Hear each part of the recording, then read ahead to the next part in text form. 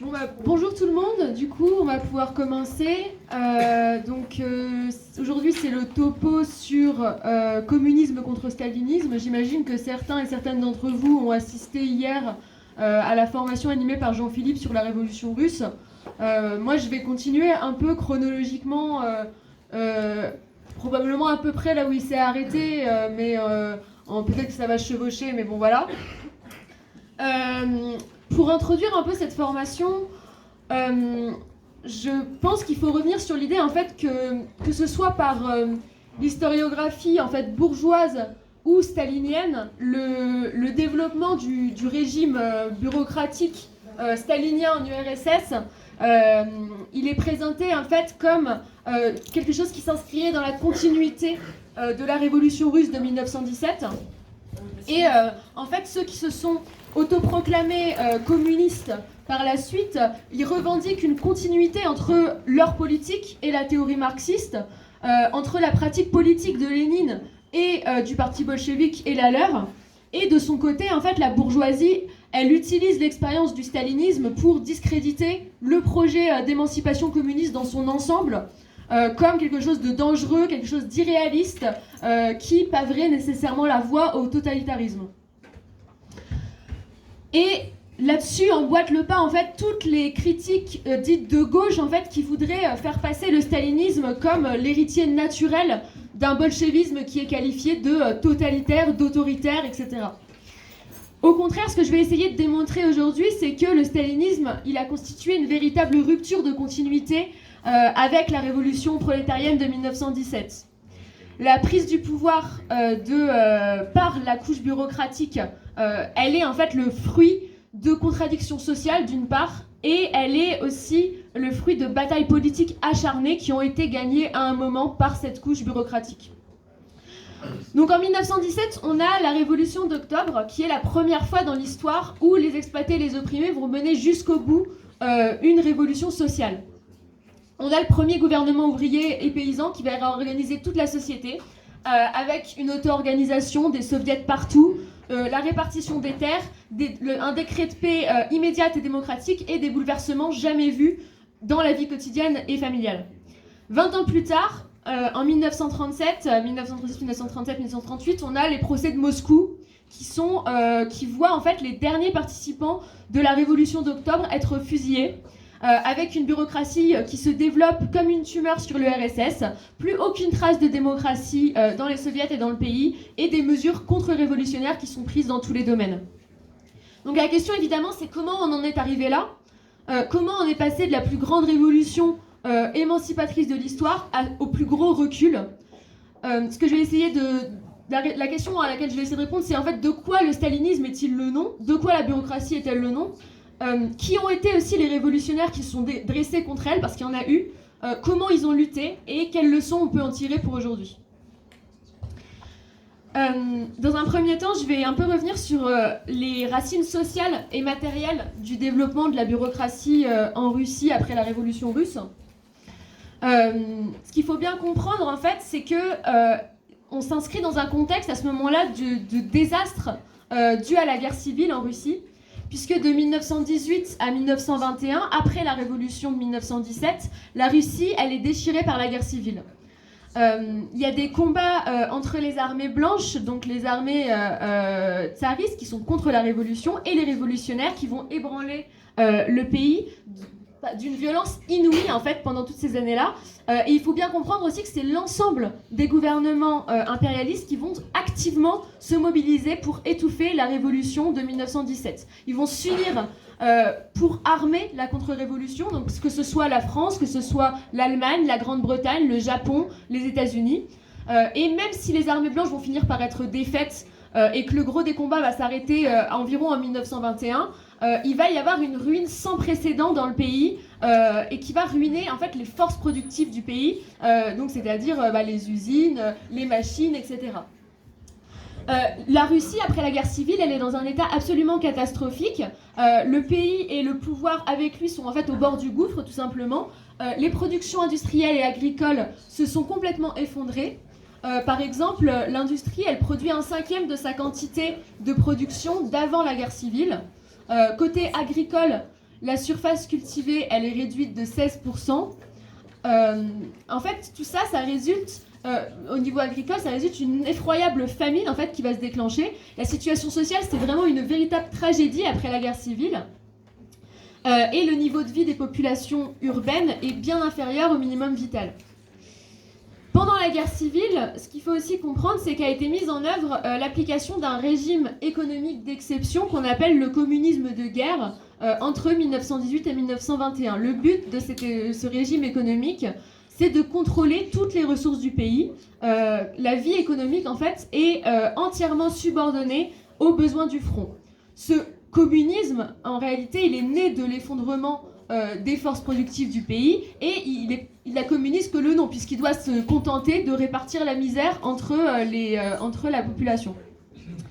D'autre part, il faut voir aussi que le prolétariat, la classe ouvrière russe, a complètement fondu en fait. Elle s'est quasiment désintégrée. Il y a énormément des ouvriers les plus avancés, les plus conscients, ceux qui avaient fait la révolution en 1917, qui sont morts sur le front en combattant les armées blanches réactionnaires. Pour vous donner un peu une idée, de 3 millions d'ouvriers d'industrie en 1919, il n'y a plus que 1 500 000 ouvriers d'industrie en 1920. La classe ouvrière, elle a aussi changé de visage. Son avant-garde, la génération de militants, les organisateurs des soviets, donc les conseils ouvriers où s'organisait la démocratie ouvrière pendant la Révolution, ils ont pour beaucoup quitté les usines depuis le début de la guerre civile pour être à des postes de commandement de l'armée rouge, donc l'armée révolutionnaire, et dans l'appareil d'État également pour réorganiser l'État après la Révolution. La révolution en Russie à ce moment-là, j'imagine que Jean-Philippe vous en avez déjà parlé hier pour ceux qui étaient là, mais elle a aussi lieu dans un pays qui est extrêmement en retard sur les pays capitalistes avancés de l'époque. Elle a fait sa révolution industrielle seulement 20 ans auparavant, ce qui veut dire qu'il y a encore en fait très très peu d'usines. Il y a une majorité de la population qui est analphabète.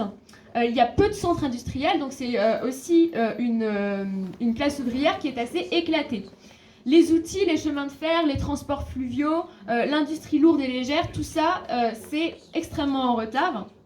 Et l'agriculture aussi, ce qui va avoir des conséquences sur la production alimentaire qui est, comme je l'ai déjà dit, ravagée par les dégâts de la guerre civile. Trotsky, en 1936, il va souligner quelque chose qui est extrêmement important, c'est que Marx... quand il théorisait en fait la révolution socialiste, il n'envisageait pas une révolution prolétarienne dans un pays qui soit économiquement arriéré. Et il poursuit aussi sur un autre élément qui me semble clé, c'est que Lénine, de son côté, qui a dirigé donc la révolution de 1917, il n'avait pas prévu un aussi long isolement de l'État soviétique. Donc le sort de la révolution russe, à ce moment-là, il dépend plus que jamais des autres pays, de la continuation de la révolution mondiale.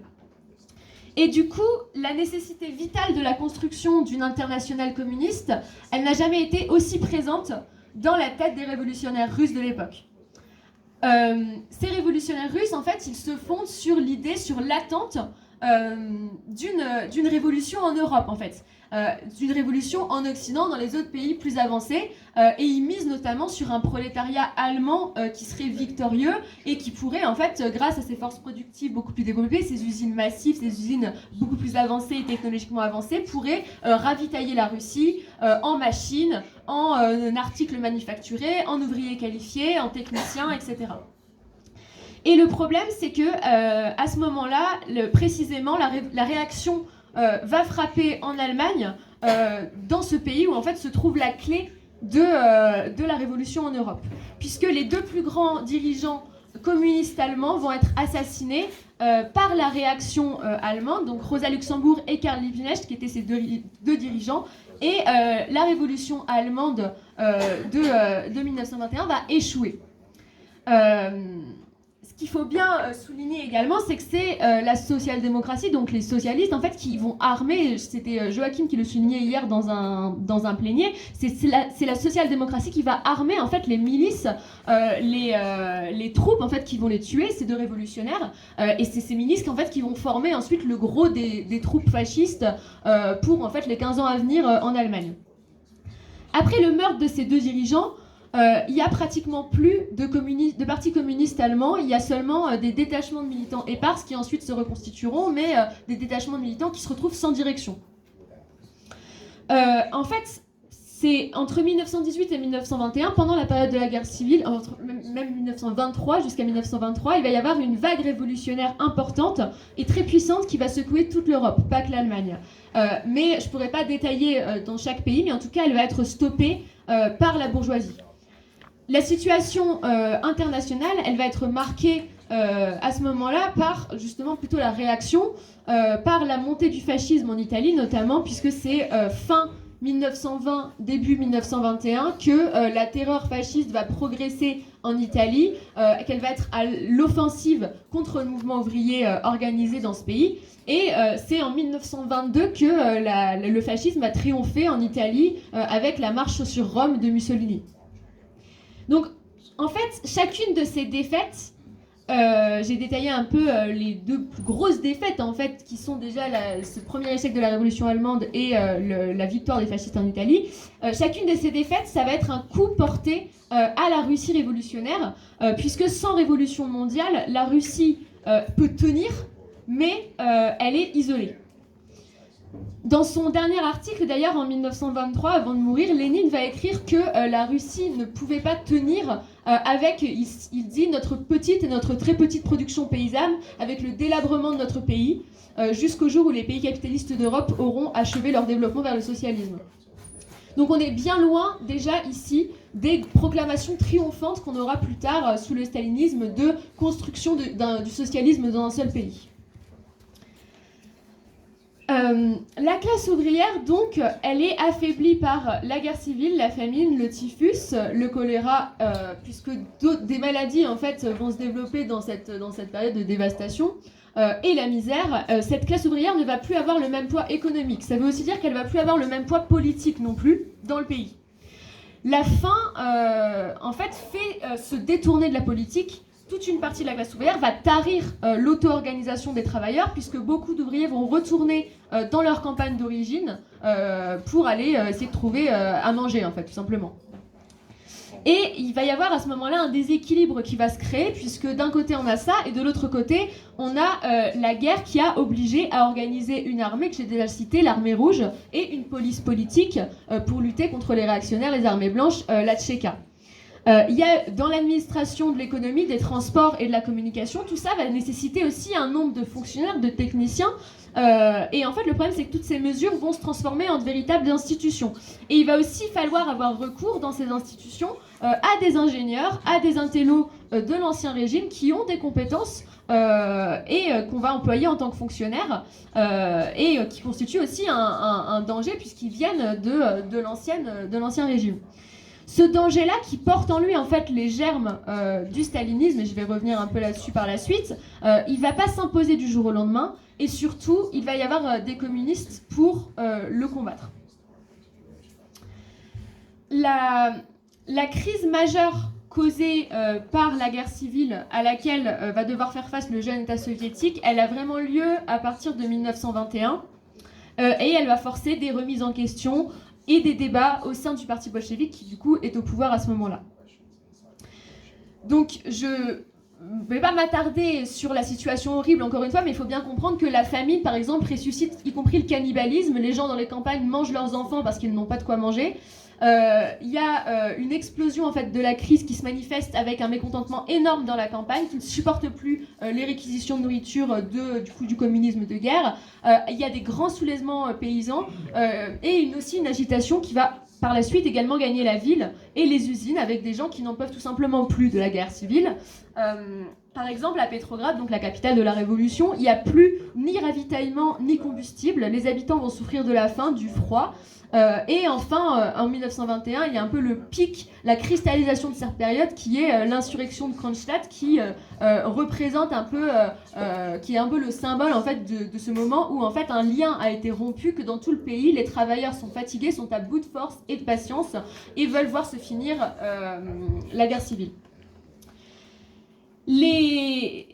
En fait, à ce moment-là, on est en mars 1921, donc c'est le 10e congrès du parti bolchevique Et pour essayer de répondre à ces difficultés économiques, il va y avoir ce qu'on va appeler le tournant de la NEP. La NEP, c'est la nouvelle politique économique. En fait, c'est la réintroduction d'un peu d'initiative personnelle dans l'économie socialisée de l'époque. Donc, par exemple, la réquisition qui avait cours juste avant, pendant la guerre civile, va être remplacée par un impôt progressif en nature. Il va y avoir un marché qui va être rétabli. On rétablit la liberté de commerce. En fait, ça, c'est un compromis avec la paysannerie, puisqu'il s'agit d'encourager les paysans à fournir leurs produits, puisque, en fait, les paysans produisaient plus parce qu'on leur réquisitionnait tout pendant la guerre civile sous le communisme de guerre. Donc l'idée, c'est de les inciter à produire, quitte à ce que certains s'enrichissent un peu. Donc le but, c'est bien de sortir de ce communisme de guerre, d'essayer de poser les bases pour accélérer la productivité industrielle, pour nourrir la ville, ce qui devient absolument urgent vu l'état catastrophique du pays. Et ça, c'est déjà complètement indissociable de l'isolement de la Révolution, puisque la grève insurrectionnelle de mars 1921 en Allemagne vient d'échouer, donc qui a été lancée en fait par un parti qui est complètement minoritaire et isolé, justement comme je le disais, après l'assassinat de ses dirigeants. La NEP, donc la nouvelle politique économique, c'est censé être une parenthèse. Il y a autre chose à ce moment-là qui est censé être une parenthèse. C'est une mesure provisoire prise à l'intérieur du parti bolchevique, l'interdiction des fractions, qui va être par la suite en fait utilisée et gravée dans le marbre par Staline comme quelque chose qui serait soi-disant un principe léniniste. Ce qu'il faut comprendre, c'est que le parti bolchevique, à l'époque, que ce soit avant ou pendant la Révolution, ça a toujours été un parti extrêmement vivant, avec énormément de débats internes, et ça n'a justement pas du tout été un bloc monolithique avec aucune fraction autorisée, etc. Et à ce moment-là, au contraire, ces débats et ces conflits internes vont peut-être même plutôt mener à l'explosion du parti, et c'est dans ce contexte-là qu'est prise cette mesure provisoire. Donc on est vraiment très loin de ce bloc formé autour d'un chef qu'on va nous vendre ensuite comme le soi-disant modèle du parti léniniste. Ces deux mesures, j'insiste bien sur le fait que c'est des mesures extraordinaires où les révolutionnaires ne savent même pas si le jour suivant ils vont encore être là, s'ils vont encore tenir, s'ils vont même passer le mois suivant. Donc dans cette économie qui est ravagée par la guerre civile, il faut répartir des biens qui sont insuffisants, j'en ai déjà parlé, et c'est là que va naître l'appareil bureaucratique qui est chargé de répartir la pénurie. L'expansion de cet appareil, elle va être favorisée, l'expansion elle va être favorisée par le reflux de la révolution, par la lassitude de la population dont j'ai déjà parlé, par la fatigue des militants. Cet appareil, en fait, il est la cristallisation des éléments qui vont en fait le transformer en une vraie couche sociale qui va peu à peu se séparer de la masse de la population parce qu'elle a une forme de monopole politique et des privilèges très très modestes. C'est juste un peu plus de nourriture, par exemple, pour pouvoir travailler dans les bureaux jusqu'à plus tard, pour pouvoir organiser tel ou tel endroit, etc. Donc c'est vraiment des tout petits privilèges, mais c'est en tout cas des privilèges qui commencent à exister. Et là-dedans, Staline, il va connaître une ascension assez fulgurante, parce qu'en fait, il est en quelque sorte un reflet et un représentant de cet appareil, puisqu'il est, comme lui, d'origine plébéienne. Il a été formé pas mal pendant la guerre civile. Il fait partie de ces militants qui sont aussi plus habitués au commandement, à l'obéissance auquel les ont habitués la guerre civile, qu'au débat et à la discussion qui avait plutôt cours jusque-là dans le parti. Dans ces mois-là, le premier qui va commencer à identifier le danger, en fait, c'est autre que Lénine, puisque dès décembre 1920, ça a été le premier à noter, à relever un ralentissement de la révolution européenne et à saisir les risques qui sont contenus dans l'isolement de la révolution dans un pays arriéré économiquement comme la Russie.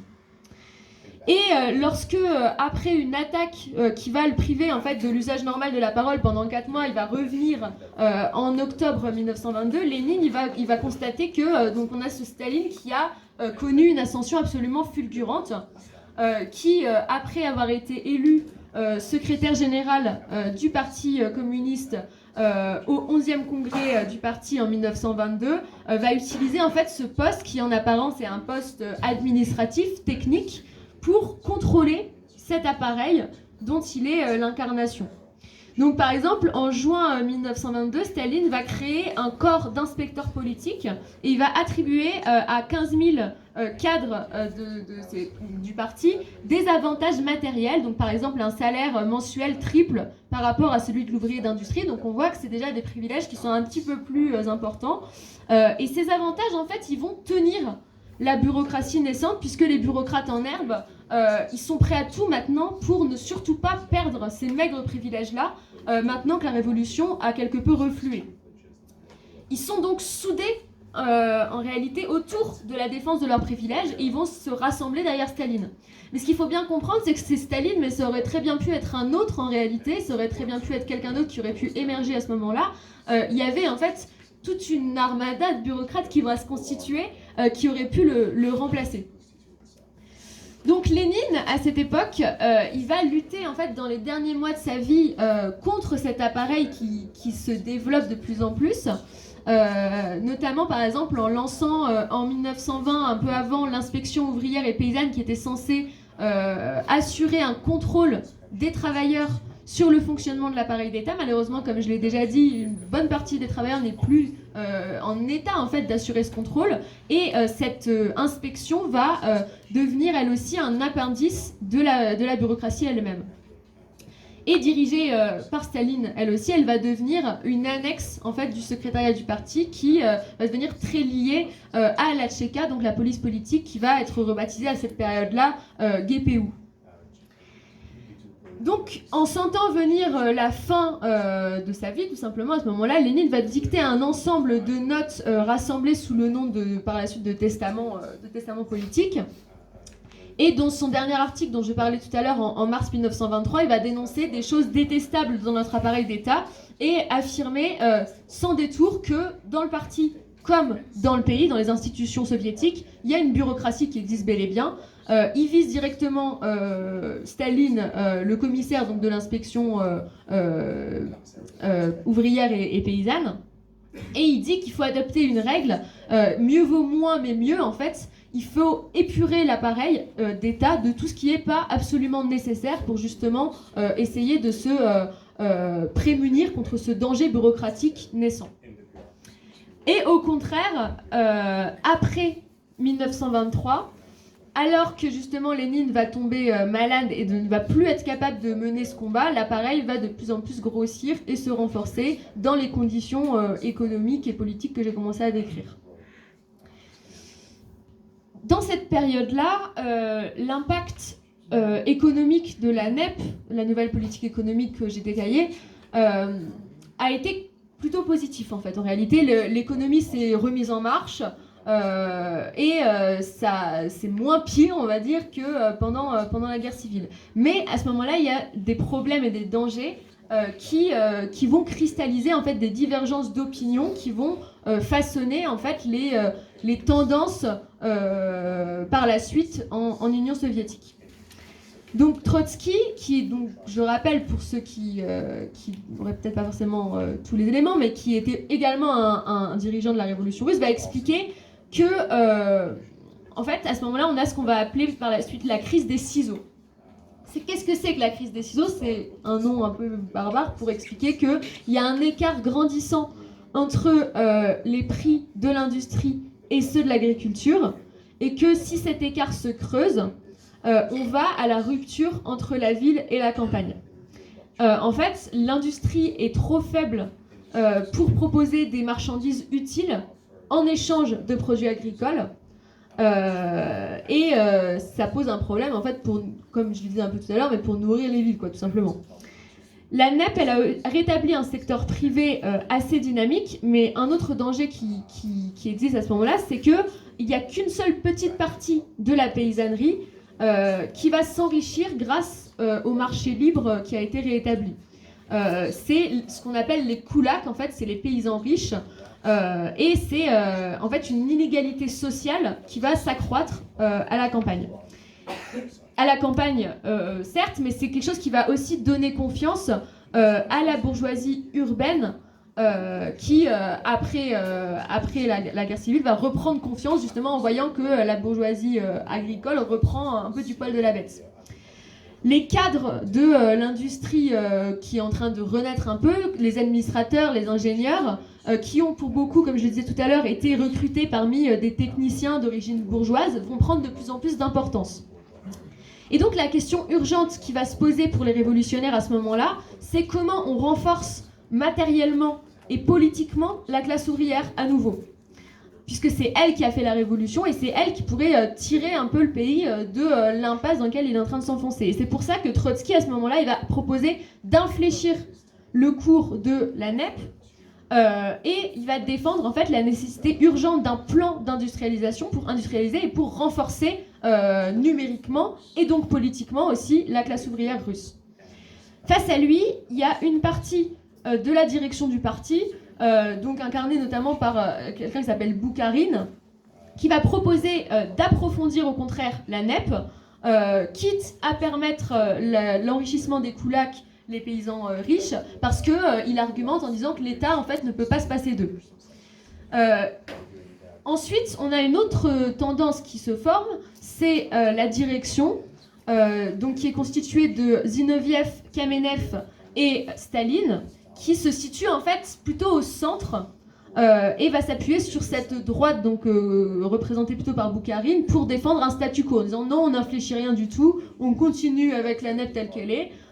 Et en fait cette alliance-là, qu'on va bientôt surnommer la Troïka, elle va se sceller autour de la défense de l'appareil.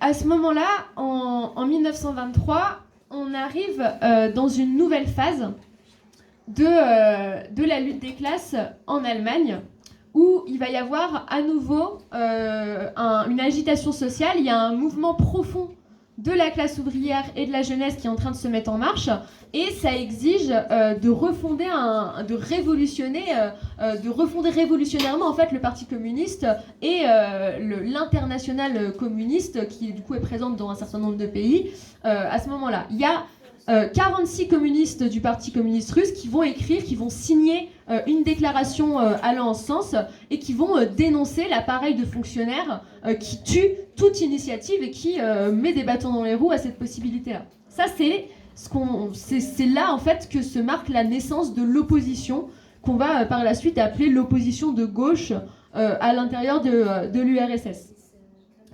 Trotsky, il va réclamer à ce moment-là ce qu'il appelle un cours nouveau, donc c'est-à-dire de démocratiser la vie à l'intérieur du parti, mais aussi à l'intérieur du pays.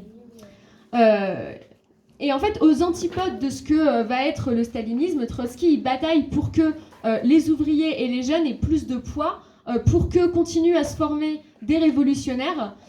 Et je le cite, il dit « Notre jeunesse ne doit pas se borner à répéter des formules, elle doit les conquérir, se les assimiler, se former son opinion, sa physionomie à elle, être capable de lutter pour ses vues avec le courage que donne une conviction profonde et une entière indépendance de caractère. » Donc on voit vraiment que c'est totalement aux antipodes de ce qui sera ensuite prôné dans le parti communiste stalinisé.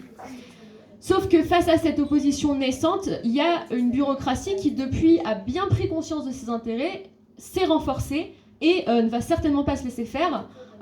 Et ça va s'incarner en la personne de Staline qui va essayer d'étouffer le débat en disant que ce sont des débats inutiles et que on ne va pas pinailler en fait à l'intérieur du parti sur de tels détails.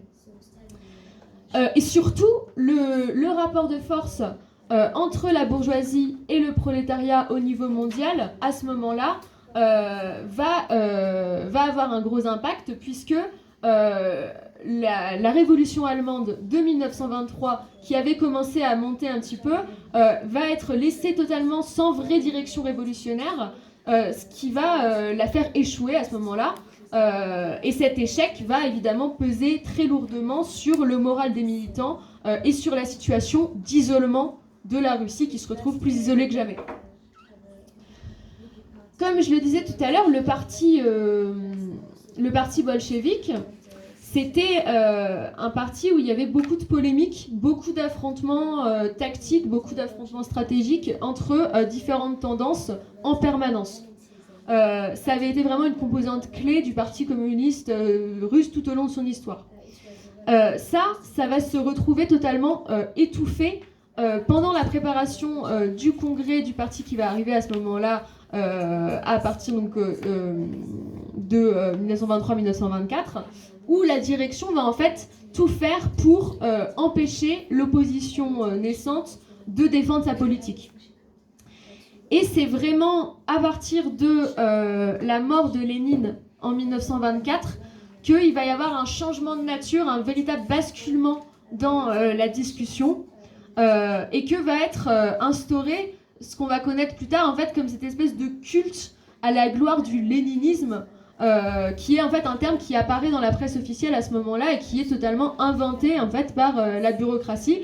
Et il y a un autre terme qui est inventé par la bureaucratie à ce moment-là, c'est le terme de trotskisme, puisqu'il est utilisé en fait pour dénigrer, pour diffamer Trotsky et ses partisans et ceux qui, comme lui, s'opposent à la montée en puissance de l'appareil. Et en fait, le trotskisme va être désigné comme un ennemi de toujours du communisme, un ennemi du parti de Lénine, et comme justement quelque chose qui serait une antithèse totale de ce qui aurait été défendu pendant la Révolution russe. Staline, à ce moment-là, il va aussi faire adhérer en bloc 240 000 nouveaux adhérents qui vont être qualifiés de promotion Lénine. Et ce qu'il faut bien voir, c'est que ces nouveaux adhérents, ils sont caractérisés en fait par un niveau culturel, par un niveau politique qui est très très bas. Il y a beaucoup d'illettrés complets, il y en a près de 5%. Il y en a une grosse majorité qui a seulement une instruction élémentaire, donc à peine l'école primaire en fait. Et c'est donc des gens qui sont très aisément manipulables, qui n'ont pas la culture politique qu'avaient les militants de la Révolution. Tous ceux en fait qui sont liés à l'opposition vont être déplacés et écartés du pouvoir à ce moment-là, après la mort de Lénine, en étant par exemple envoyés comme ambassadeurs dans d'autres pays. C'est le cas par exemple de Christian Rakowski, dont je vais reparler un peu plus tard. Il y en a d'autres qui vont dès ce moment-là commencer à être exclus du parti grâce aux commissions de contrôle qui, ironiquement, en fait, avaient été créées pour contrôler, mais qui maintenant fonctionnent comme des appendices de la bureaucratie. Et Trotsky va devoir quitter le gouvernement. Et donc, il ne reste à l'opposition de gauche qu'une lutte clandestine dans un certain nombre de villes, donc à Leningrad, à Moscou. Donc Leningrad, c'est le nouveau nom de Petrograd, hein, je précise, parce que c'est une ville qui a changé de nom plusieurs fois quand même. À Leningrad, donc à Moscou, mais même aussi en Ukraine, en Extrême-Orient, etc. Mais même avec cette stigmatisation à partir de 1924, l'opposition va réussir à s'appuyer sur une véritable base militante et va se donner pour objectif de redresser la ligne du parti et la politique dans tout le pays et de se constituer comme direction alternative pour infléchir le cours de la politique qui est menée.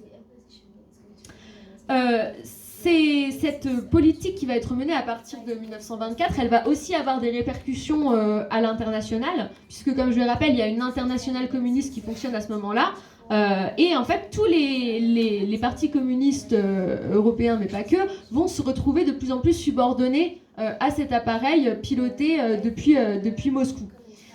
Et donc on va voir par exemple des expulsions à partir de ce moment-là, avec par exemple en 1924 l'expulsion de toute l'aile syndicaliste révolutionnaire en France, ce qui montre bien en fait que ça n'est pas à aucun moment simplement un problème russe qui se joue à ce moment-là.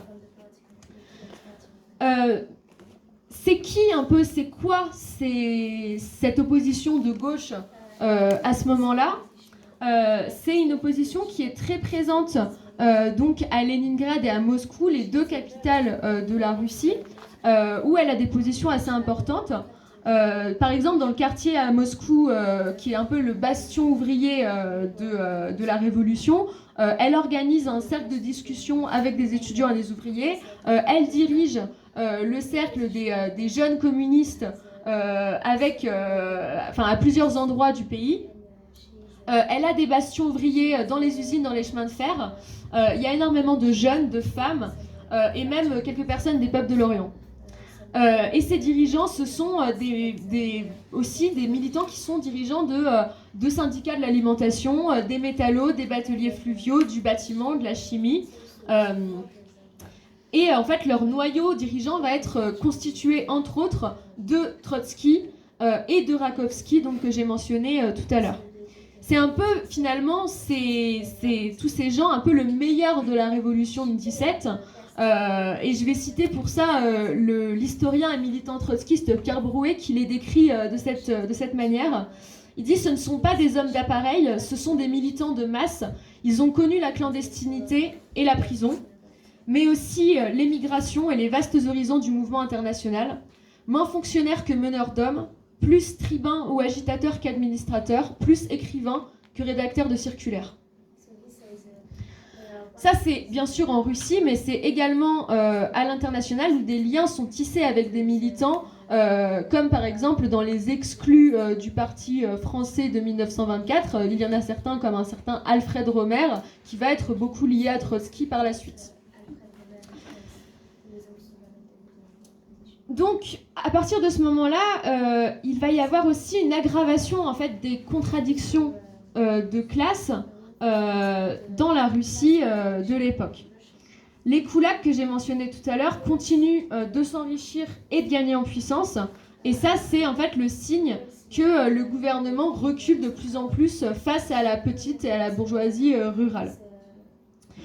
À partir de 1924, la fraction stalinienne va commencer à attribuer, de 1925 pardon, la politique de la fraction stalinienne va être d'attribuer en fait des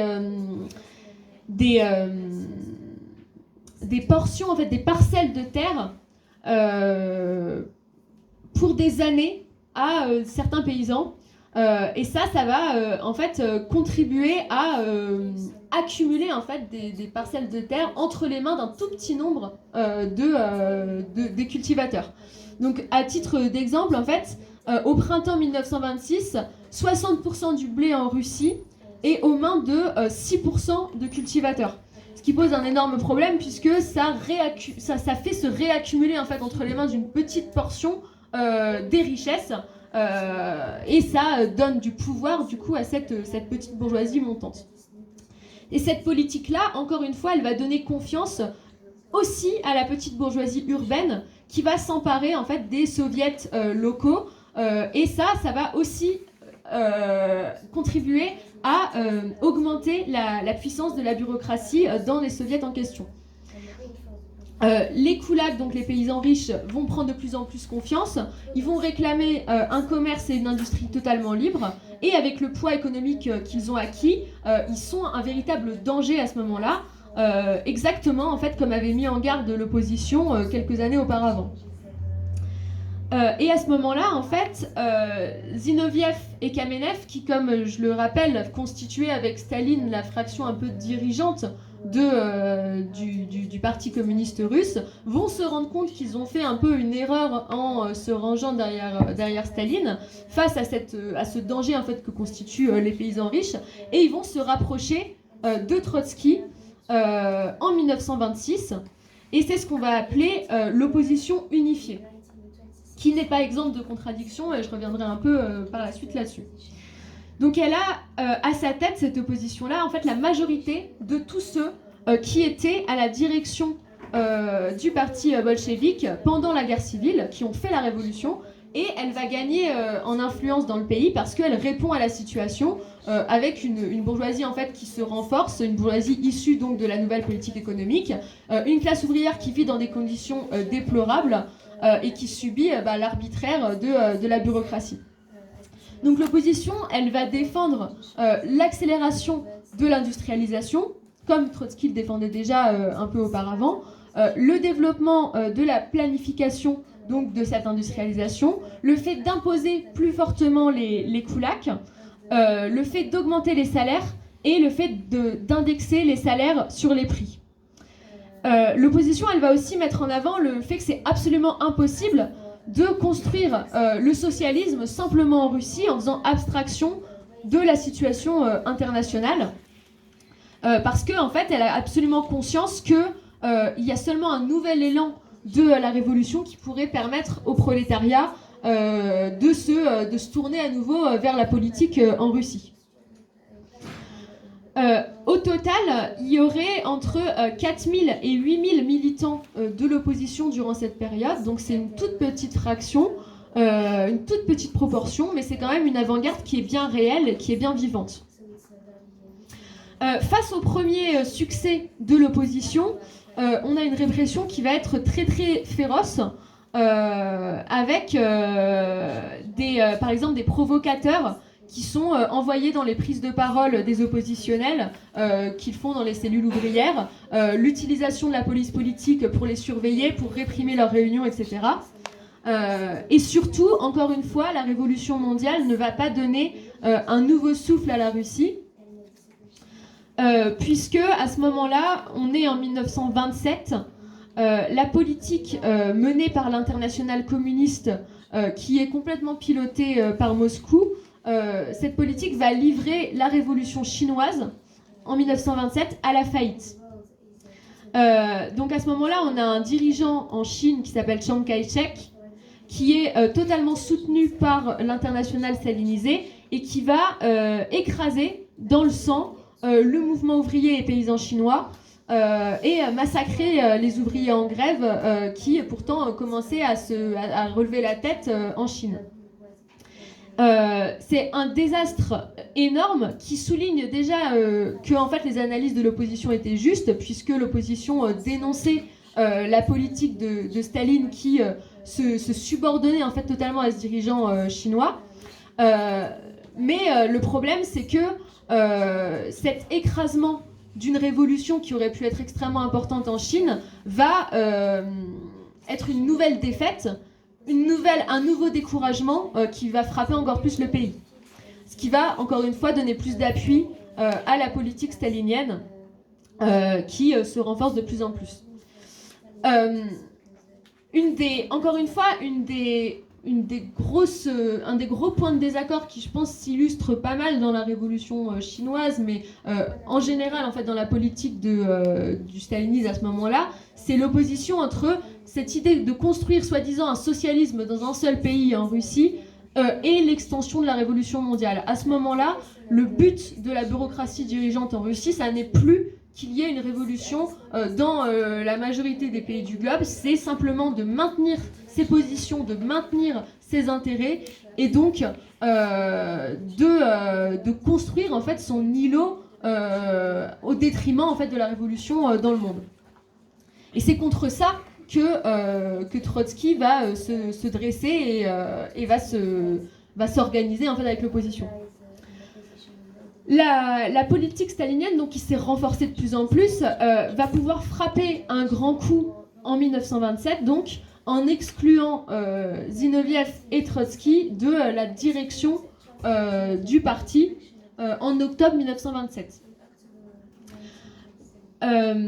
Et donc c'est en 1927 que les choses vont vraiment commencer à s'accélérer avec des exclusions qui vont croissant, des menaces, des intimidations à répétition.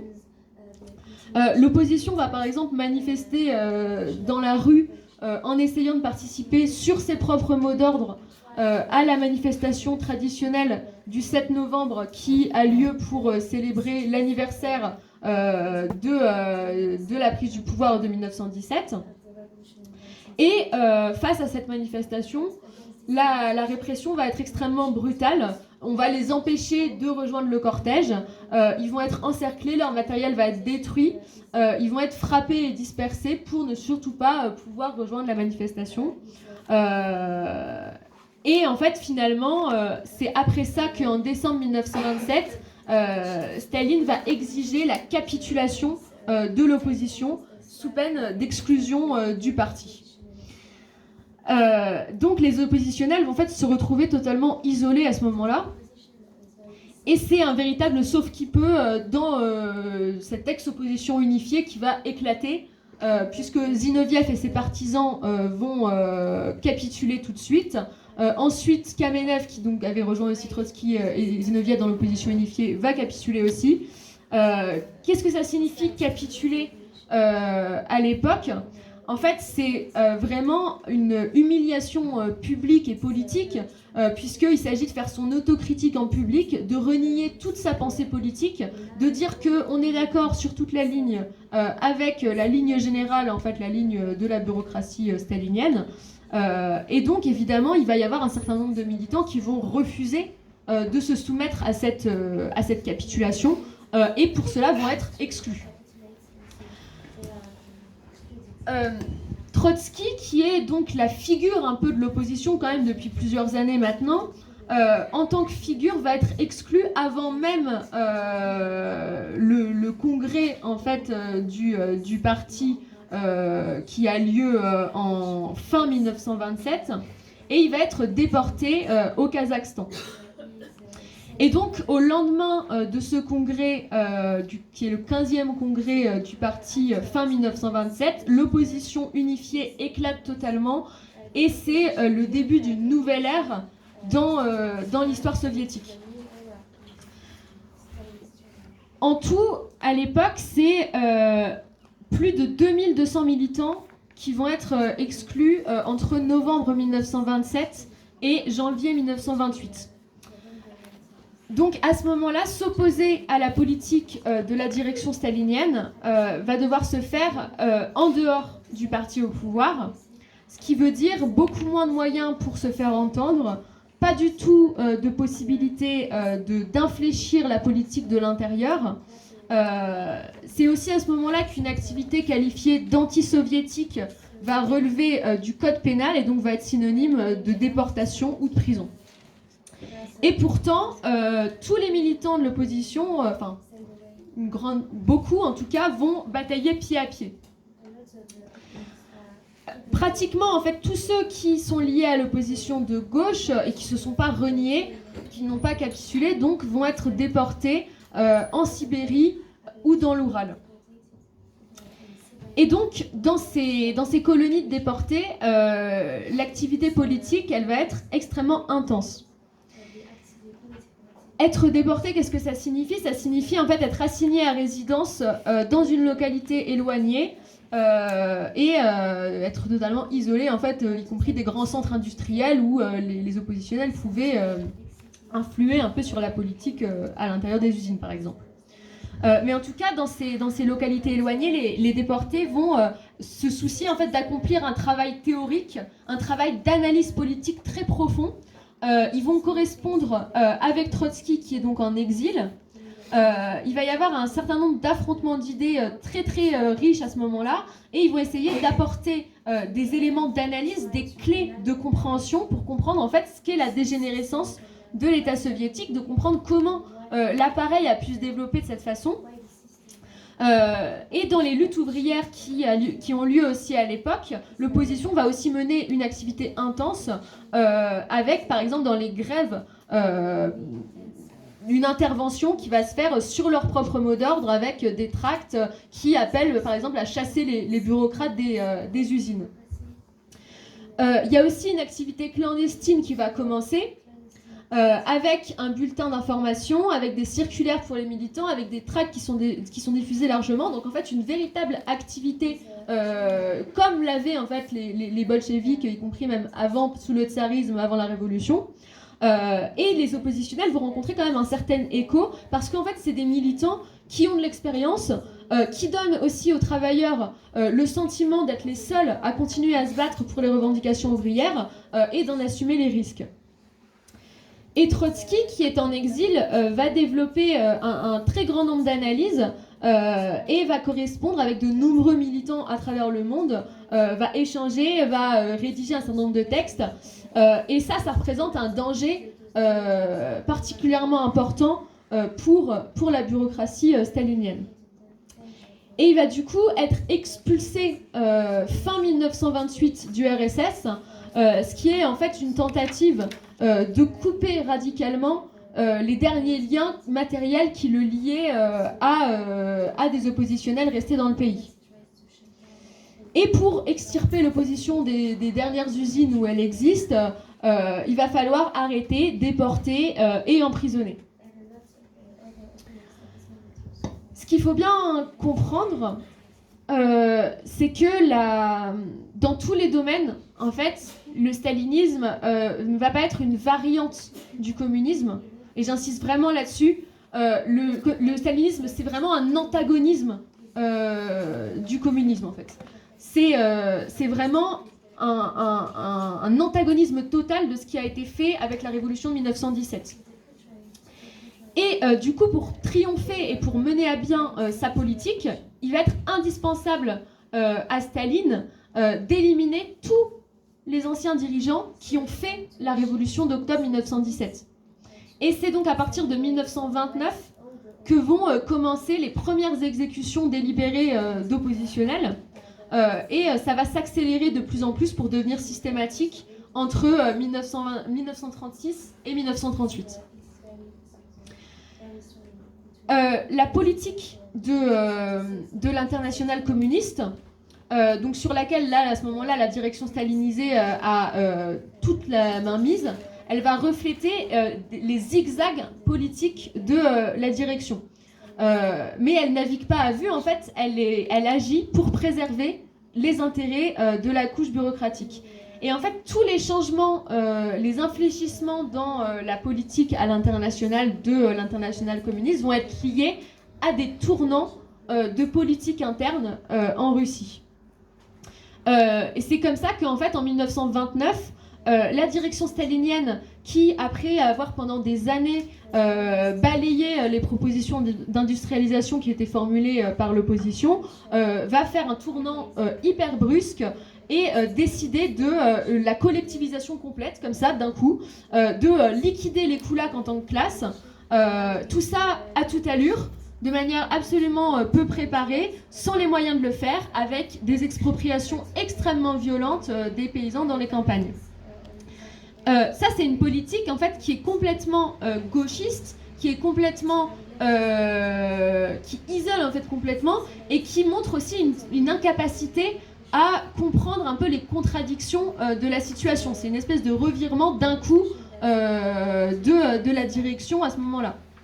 Et cette politique, elle va trouver son pendant à l'international, elle va se refléter dans la politique de l'international stalinisé, puisque c'est à ce moment-là que entre 1929 et 1933, on a la politique dite de classe contre classe, qui est en fait une politique, pareil, ultra-gauchiste, qui refuse tout compromis et qui va pousser notamment le parti communiste allemand à refuser de s'allier avec les socialistes contre le nazisme. Sachant qu'en fait, à ce moment-là, une politique de front unique avec ces socialistes aurait pu permettre de faire front dans l'action, un peu dans la pratique, entre les ouvriers communistes allemands et les ouvriers socialistes allemands, contre la menace immense que constitue le nazisme à ce moment-là en Allemagne. Et l'international communiste dit non, non, certainement pas, ce sont des social-fascistes, c'est la même chose que les fascistes, on ne va certainement pas s'allier avec eux, et ils refusent de coaliser en fait leurs forces militantes avec ces militants.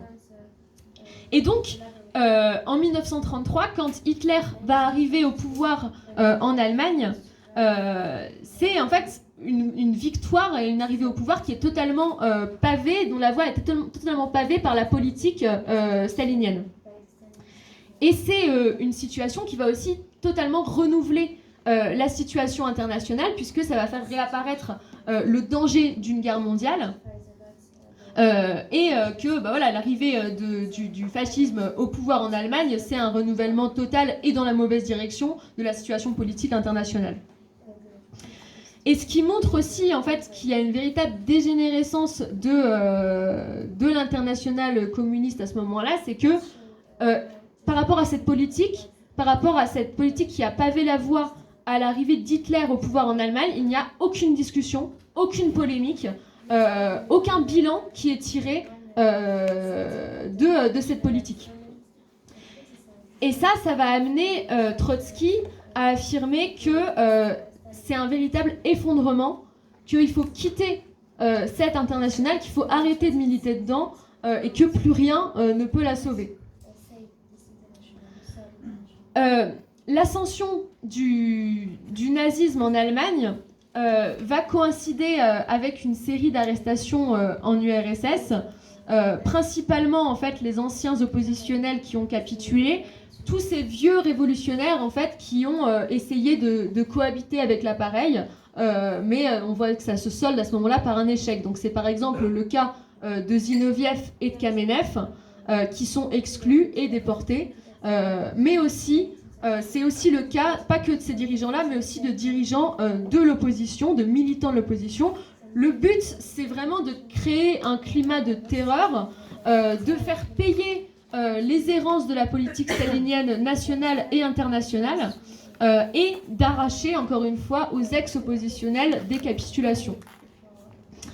Et en fait, c'est dans tous les pays où l'internationale communiste est présente qu'il va y avoir des exclusions, des exclusions massives en fait des partis communistes dans le monde entier. Et maintenant, à partir de ce moment-là, les opposants vont vraiment systématiquement être taxés de trotskisme. La terreur dans le parti et les purges vont vraiment prendre consistance en 1934. On va arrêter en fait des milliers d'oppositionnels ou d'anciens oppositionnels en les accusant de soi-disant de terrorisme. Le but à ce moment-là pour la direction stalinienne, c'est de vraiment contrôler totalement le pays parce que ça coïncide avec un nouveau virage au niveau de l'international. Cette fois-ci, c'est un revirement en fait par rapport à la politique ultra-gauchiste de non, on ne s'alliera jamais avec les sociodémocrates. C'est une politique en fait qu'on va appeler une politique de collaboration de classe qui s'incarne en fait dans la politique des fronts populaires. Je ne sais pas s'il y a des gens qui sont allés au topo ce matin sur le Front populaire de 1936 en France. Mais en fait, c'est totalement l'inverse en fait, de la politique qui était menée juste avant. Ça va consister à s'allier pour soi-disant lutter contre le fascisme à des partis politiques bourgeois. Et en fait, les fronts populaires vont faire un peu des partis communistes dans toute l'Europe, la caution de gauche de gouvernements ou de regroupements électoraux bourgeois sous prétexte de lutter contre le fascisme. C'est pas du tout la même optique politique que le Front unique que je mentionnais tout à l'heure. Et à ce sujet, pour un peu plus creuser en fait ce débat stratégique-là, je vous renvoie pour le coup à une formation qui va avoir lieu dimanche sur le Front unique ouvrier. Et qui montre un peu, je pense, la différence en fait entre un front unique qui consiste à marcher ensemble en fait et à frapper ensemble, mais à marcher séparément, c'est-à-dire en fait avec des gens avec lesquels on peut ne pas être d'accord et à garder en fait chacun ses couleurs dans des partis différents, mais à lutter contre le même ennemi qui est à ce moment-là le fascisme, contre en fait la politique des fronts populaires qui est une politique de dissolution, de conciliation de classe avec des partis qui n'ont rien à voir avec la classe ouvrière, comme par exemple en France c'est le cas du parti radical qui n'est pas du tout un parti ouvrier. Et donc ça, cette politique des fronts populaires, ça va être un véritable coup dur pour l'opposition, que ce soit en Russie ou ailleurs, puisque l'opposition comptait toujours sur les tentatives révolutionnaires et elles vont se voir étouffées par cette politique-là. Puisque en effet, en 1936, en France, au moment où la question de qui possède quoi va être posée par les occupations d'usines, Maurice Thorez, qui est à la direction du Parti communiste en France, va proclamer qu'il faut savoir arrêter une grève et va donc totalement étouffer le mouvement de grève qui avait lieu en France. Et de la même manière, les staliniens vont lutter en fait contre la perspective d'une révolution communiste, vont préférer en Espagne aussi au même moment avec la même politique de Front populaire saboter en fait la révolution espagnole et balayer l'auto-organisation des travailleurs en Espagne. Et c'est à ce moment-là que, en parallèle de cette politique catastrophique à l'international, que Staline va vraiment entreprendre de liquider physiquement ce qu'il reste des révolutionnaires, Et en URSS, en fait, c'est vraiment le fait d'achever, de liquider, de massacrer une génération. Et la répression, en fait, elle va toucher dans l'ordre les trotskistes, enfin ceux qui sont appelés trotskistes, aux anciens dirigeants bolcheviques, y compris des gens qui n'ont jamais été oppositionnels de leur vie. Et puis ensuite, on va continuer à réprimer donc, les sans-partis, les cadres de l'armée, etc. Il faut voir que à partir de 1932, en fait, le fossé entre les travailleurs et la bureaucratie en Russie, il s'est de plus en plus creusé et que c'est un mécontentement profond qui a agité le pays. Et ça a amené, en fait, dans la dernière période un peu de l'opposition, à un afflux de centaines de jeunes qui, même certains, n'avaient jamais sympathisé avec elle. Mais en tout cas, l'étau va se resserrer autour de ceux qui pourraient encore résister. Et ce qui va se préparer, en fait, c'est le premier procès de Moscou en août 1936. Et ensuite, il y aura ceux de janvier 1937 et de mars 1938. Et en fait, au moment de ce qu'on appelle donc les procès de Moscou, c'est tous les anciens bolcheviks, tous les anciens révolutionnaires, tous ceux qui ont fait la révolution qui vont être fusillés. Et en fait, à travers ces révolutionnaires-là, c'est la révolution de 1917 elle-même qui va être visée. Et donc, après ces 3 procès, tous les membres de la direction d'octobre 1917 vont être assassinés. Et il ne reste plus que Staline et Trotsky qui sont vivants. Et c'est un peu pour ça aussi que ces 2 figures vont être un peu l'incarnation de ces 2 politiques antagonistes. Mais ce qui est remarquable, en fait, c'est que ce soit les oppositionnels à l'intérieur du pays, mais aussi en dehors, et Trotsky, vont continuer à lutter, même face à ces procès qui sont caractérisés par un écrasement psychologique d'ampleur. Et ce qui sont aussi des procès qui sont caractérisés par une calomnie sans précédent. Et notamment, par exemple, Trotsky et certains de ses camarades donc Trotsky qui est à ce moment-là au Mexique, vont essayer de faire la preuve devant le monde entier des mensonges des staliniens en dénonçant en fait les calomnies des procès. Dans les camps de prisonniers, les prisonniers oppositionnels vont s'organiser. Ils vont organiser des manifestations pour dénoncer la politique stalinienne. Ils vont faire des interventions au moment où ils sont déportés en direction des trains dans lesquels se trouvent des étrangers pour que en fait, l'information se transmette au-delà des frontières. Et ils vont aussi s'organiser collectivement pour faire des grèves de la faim pour obtenir le statut de prisonnier politique. Et ce qu'il faut voir, c'est que ces grèves de la faim, en fait, elles sont toujours décidées collectivement par des votes avec une direction élue. Et en fait, c'est encore une fois une politique qui peut vraiment être qualifiée de bolchevique, qui est le meilleur en fait de la tradition révolutionnaire de 1917. Et en fait, ces militants à la pointe de l'opposition ne vont jamais s'arrêter de militer. Dans un contexte qui, dans les années 30, milieu des années 30, en fait, un contexte quand même encore d'une certaine agitation dans le pays, avec des ouvriers qui se plaignent d'être mal payés, qui sont en colère contre des décrets sur le logement, sur, par exemple, aussi la fin des congés maternité qui est décrétée à ce moment-là par les staliniens. Et je trouve que c'est assez significatif en fait, de relever les paroles d'un ouvrier de l'époque qui dit qu'une fois qu'on aura fusillé les trotskistes, on tirera sur les ouvriers. Donc il y a quand même une conscience à ce moment-là que les trotskistes, ou en tout cas les oppositionnels qui se dressent contre la fraction stalinienne, représentent encore les intérêts de la classe ouvrière qui a fait la révolution en 1917. Toutes les prisons vont aussi être secouées par des mouvements, par des manifestations. Et en fait, tous ces jeunes militants, toute cette génération d'octobre qui était un peu l'avenir de la révolution, enfin en tout cas c'est comme ça que Trotsky par exemple les qualifiait, ils vont mourir assassinés et fusillés. Et en fait, la politique de Staline, ça va être de tout faire pour les maintenir dans l'isolement par rapport au reste de la population, parce qu'il sait très bien que leur politique peut avoir un écho aussi dans la population. On ne connaît pas le nombre exact de ces militants.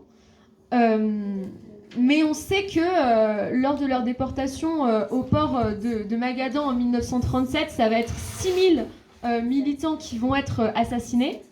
C'est aussi à peu près autant qui vont être assassinés dans un autre endroit qui s'appelle Vorkuta, où les militants vont faire une grève de la faim. Mais en tout cas, jusqu'au bout, c'est des militants qui vont rester fidèles aux communistes, qui vont se battre.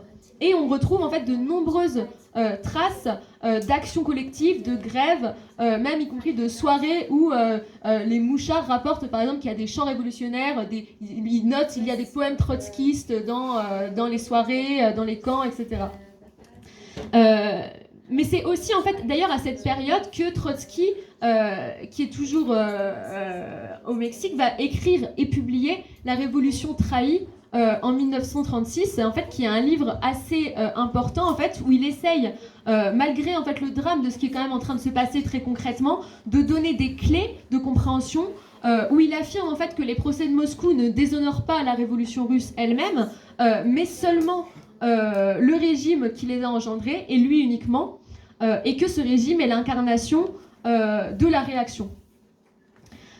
Dans les années 30 aussi, c'est des jeunes militants en fait, qui sont emprisonnés, qui vont même carrément écrire un texte complet sur les perspectives de la lutte, sur les tâches de l'opposition, qui vont réussir à faire parvenir à Trotsky en faisant voyager en fait, ce texte dans la doublure d'un manteau. Et en fait, c'est à la fin des années 30 que le Goulag, qui est quand même assez connu, va être créé. En fait, Goulag, c'est l'acronyme de Direction principale des camps, donc c'est camps de prisonniers. Et en fait, le Goulag, c'est un système qui combine le travail forcé gratuit des prisonniers et la répression et la terreur politique. Et en fait, là où on voit bien que c'est complètement l'antagonisme de la révolution d'octobre et la révolution de 17, en fait, c'est que c'est plutôt un prolongement de ce qui avait été instauré sous le tsarisme, sous le régime antérieur à la révolution, qui en fait avait à peu près les mêmes méthodes. En fait, Staline continue cette politique-là. À ce moment-là, la collectivisation forcée qui avait été décrétée de manière ultra brusque par la bureaucratie tourne de plus en plus à la catastrophe, et ça veut dire aussi en fait que la bureaucratie, qui est très angoissée par cette catastrophe-là, va de plus en plus resserrer les rangs autour de son chef, d'où en fait la possibilité aussi d'avoir de tels procès et de telles calomnies absurdes en fait que sont les procès de Moscou. Je pense qu'il faut souligner aussi, et après c'est un peu ma dernière partie et j'irai vers ma conclusion, mais que la contre-révolution stalinienne, en fait, elle va totalement à l'encontre de l'émancipation qui avait eu lieu en 1917, que dans tous les domaines, la politique qui va être menée, elle constitue vraiment un retour en arrière énorme par rapport à vraiment cet immense souffle d'émancipation qu'avait été la révolution russe. Je ne sais pas un peu ce que Jean-Philippe vous a un peu raconté hier de ça, mais la révolution russe a vu en fait la classe ouvrière vraiment entraîner toutes celles et tous ceux qui étaient opprimés dans la société, a su leur proposer une politique. C'était par exemple en fait, l'avortement qui a été dépénalisé, ça c'est un peu dans la vie quotidienne, mais l'avortement dépénalisé, un divorce sur simple demande, l'homosexualité dépénalisée, etc. Et en fait, toutes ces conquêtes un peu sociales qui avaient été sociétales plutôt, qui avaient été obtenues pendant la Révolution, vont subir des reculs contre-révolutionnaires vraiment dans le processus de bureaucratisation. Et en fait, c'est une réaction aussi forte que ce qui avait été conquis, notamment justement concernant les femmes, concernant la libération sexuelle, etc. Et donc, du coup, c'est par exemple en 1934 une large campagne contre la liberté sexuelle et l'adultère qui va avoir lieu, l'homosexualité qui va redevenir un crime passible de 8 ans de prison, en 1936 l'avortement qui est interdit, les divorces qui sont sanctionnés par des amendes. Et donc on voit bien que c'est vraiment un retour en arrière total aux anciennes valeurs bourgeoises d'avant la Révolution, Et en fait, ça sert encore une fois les intérêts de la clique bureaucratique, puisque dans la fin des années 30, avant la guerre mondiale qui est en train de se rapprocher, de se préparer, il s'agit de mener une politique nataliste pour avoir des soldats prêts à se faire tuer en fait sur le champ de bataille.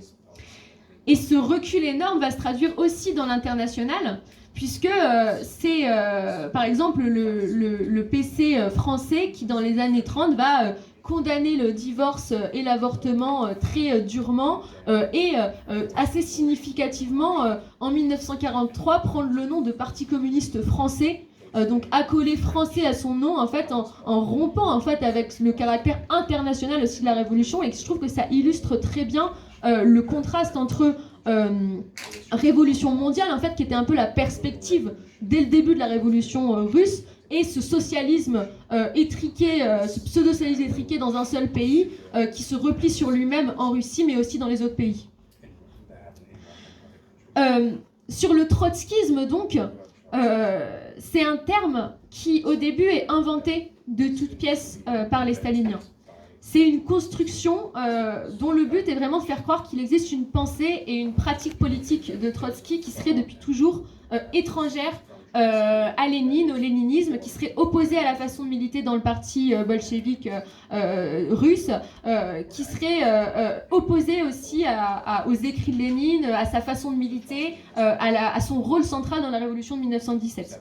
Quitte, y compris, et ils vont pas se priver de le faire, à manipuler et à réécrire l'histoire par la suite. Et à manipuler des photos, enfin bref, on connaît aussi pas mal les méthodes staliniennes que pour beaucoup, je pense qu'on a étudié pas mal à l'école. Le mot trotskiste au début, c'est une insulte, c'est vraiment une insulte qui sert aux accusations les plus délirantes pendant la Grande Terreur stalinienne.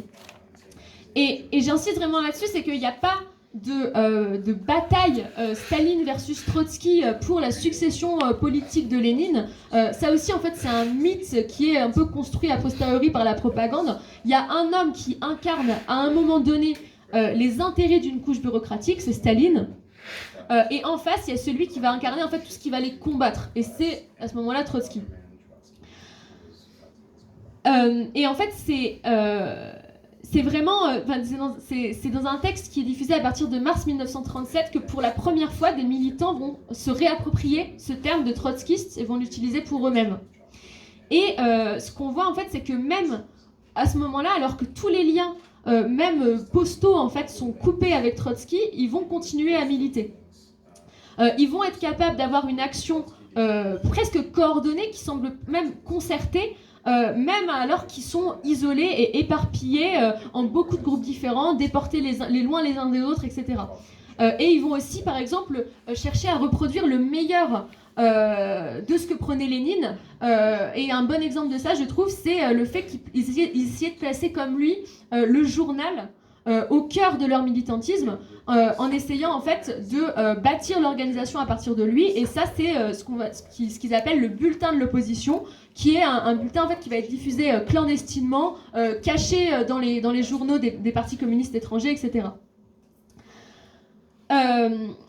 Le summum un peu de la liquidation physique en fait de toute la génération militante de la révolution russe, c'est l'assassinat de Léon Trotsky en août 1940 par un agent de Staline, qui va l'assassiner, qui va jusqu'au Mexique pour aller l'assassiner.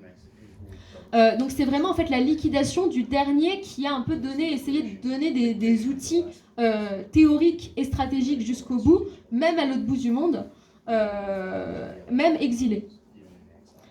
Puisque à ce moment-là, Trotsky va produire en fait encore une grande quantité de textes qui vont encore, je pense, être des outils précieux pour aujourd'hui. Pour conclure un peu cette formation, je pense qu'il y a plusieurs points sur lesquels... c'est une histoire extrêmement riche et extrêmement complexe, et je ne pourrais pas souligner tous les aspects, mais je pense qu'il y a plusieurs points saillants. Déjà, évidemment, je ne pourrais pas citer, et je ne l'ai pas fait, et j'ai fait le choix de ne pas le faire, je ne pourrais pas citer tous ces militants, dont y compris j'ai appris les noms en préparant cette formation, tous ces militants qui se sont dressés contre la politique de la clique bureaucratique, contre la terreur stalinienne. Il y en a beaucoup en fait qui n'ont plus de nom, qui n'ont plus d'identité, puisque tout a été fait pour les effacer de l'histoire. Mais je pense que ce qu'il faut bien comprendre, c'est que cette formation, elle n'a pas pour but de simplement revendiquer une mémoire. Elle a en fait pour but de revendiquer un héritage politique. Dans un premier temps, déjà, je pense qu'il y a la question du fait qu'aujourd'hui, il appartient aux militants qui se revendiquent du trotskisme, qui se revendiquent du communisme, de tisser des fils de continuité avec le meilleur de ce qu'a été la révolution russe.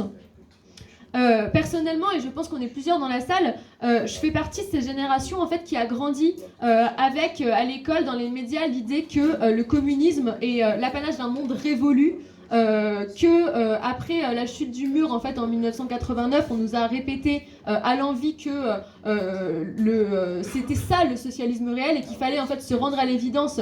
Il n'y avait pas d'alternative au capitalisme, qui certes était un système violent et imparfait, mais que ça pouvait quand même nous éviter quelque chose d'aussi déraisonnable que la sanglante et terrifiante contre-révolution stalinienne. Mais ce qu'il faut voir, je pense que c'est ces militants-là qui ont incarné la continuité d'une perspective révolutionnaire. Et c'est, je pense, grâce à eux qu'on peut encore aujourd'hui se permettre de se revendiquer fièrement du communisme. Puisque malgré la répression, le communisme révolutionnaire a subsisté en URSS et ailleurs, et ça c'est un capital politique et militant qui existe, c'est un programme à opposer, et on en parlera peut-être demain pour ceux qui iront à la formation sur le programme de transition écrit par Trotsky, c'est plein d'autres écrits de Trotsky, c'est la fondation de la 4e internationale en 1938 par Trotsky qui a pour but en fait de disputer à celle de Staline son influence sur les ouvriers révolutionnaires. Je pense qu'une autre chose que nous montre la dégénérescence bureaucratique en Russie, c'est aussi que l'internationalisme, c'est pas un principe moral ou abstrait, c'est vraiment une question de survie de la révolution. Les liens en fait qui sont tissés à l'international aujourd'hui, ils sont à prendre au sérieux, puisque c'est seulement avec une révolution internationale qu'on pourra en finir avec le capitalisme. Et c'est pour ça aussi que nous, à Révolution Permanente, on s'attelle en fait aussi à construire non seulement dans notre propre pays, mais aussi avec d'autres groupes, que ce soit en Argentine, au Brésil, aux États-Unis, en Allemagne, dans l'État espagnol, etc. Et je pense que ça montre encore une fois à quel point cette idée de socialisme dans un seul pays est un véritable reniement par rapport à la réalité de ce qu'est le communisme. Enfin, je pense que ça pose aussi la question centrale de l'auto-organisation, du fait en fait qu'il faut saisir toutes les occasions pour la susciter, pour la renforcer, et que quand les masses en fait s'en détournent, c'est qu'il y a un danger, c'est qu'il y a danger que des petits bureaucrates en fait s'emparent du pouvoir. Et enfin, retisser un peu les fils avec la pratique et la pensée marxiste vivante, ça veut aussi dire pour moi, et je pense que c'est aussi tout le but de cette université d'été, de donner à chaque militant les outils théoriques, politiques et intellectuels pour être en mesure de saisir les enjeux, de défendre une politique en pleine connaissance de cause et de ne pas juste répéter comme des perroquets ce qu'une direction aura décidé à leur place. Voilà, je vais terminer là-dessus.